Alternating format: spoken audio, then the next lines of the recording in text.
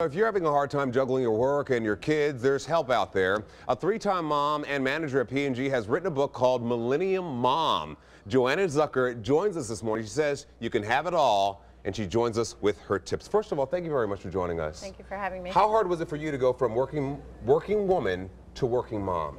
It was a tough transition. You're very nervous. You have two worlds colliding. You're very good at what you do, and then suddenly you have a whole new world, and you need to figure out both, and there's no one out there to turn to.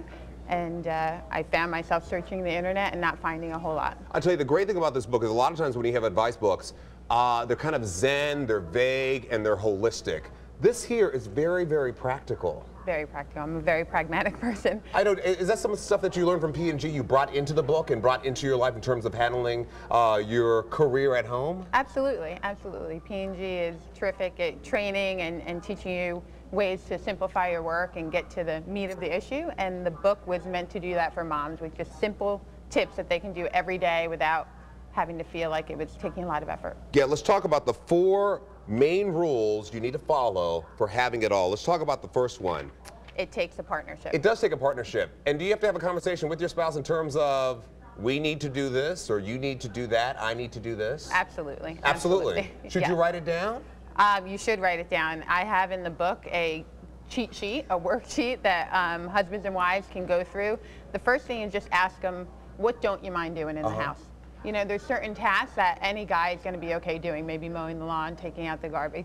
And then ask them, what do you hate doing? What don't you want to do? And maybe that's something that you're okay doing. So just having the conversation and opening it up, you'll find you can really partner and balance the load a lot more than it likely is today. The other thing you need to do is choose the right career. Choose the right career. There's just certain jobs that take you out of the city a lot, or have unusual hours, and with children that just puts a lot of stress on the family of you not being there, or you not being there consistently.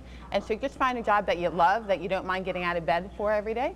Speaking of children, finding childcare that you love. Yes, you have to be comfortable. I have pros and cons for each one, be it a nanny, a daycare, your family. Just go through them, what's important to you, and find one that you're comfortable with. And she has advice for people who say to her, how do you do it all? You have the biggest stress savers and the biggest time savers. Let's start with the biggest stress savers. You should take all-inclusive vacations. Why? Because they're all-inclusive. You don't have to worry about it. Anything. Yeah. The other thing is get organized. Absolutely. How do you start?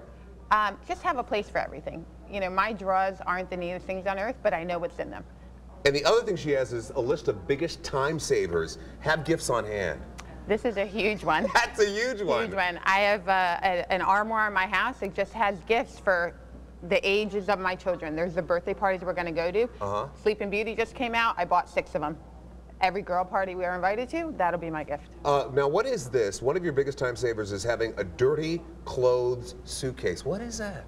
When you go on vacation, empty one suitcase, and that becomes a dirty clothes suitcase, and throw everything in there. I love it. I love it. And stocking up on household products, how so? You should never have to run to the store for anything. It takes far too much time. It should be planned as part of your trip. So stock up on the toilet paper, the laundry detergent, the toothpaste, all the things you're going to need. Cold medicine before cold season. Never walk upstairs empty-handed. That's from my mom. That's really smart, though. Yeah. Up or down. Something's always on the wrong floor, so look for something as you're going up. And I'll tell you what, she is going to have 2 times where you can buy this book. We want to put that information up on your screen if we can. The first event is a launch party at 6th Avenue.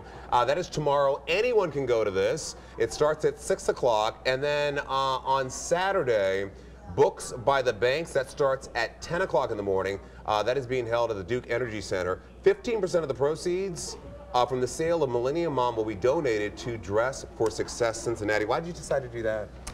Because it supports working women and women getting back into the workforce, so it very much fit with my target, and I'm a big fan of what they do. Are you shocked that no one's thought about writing a book like this before?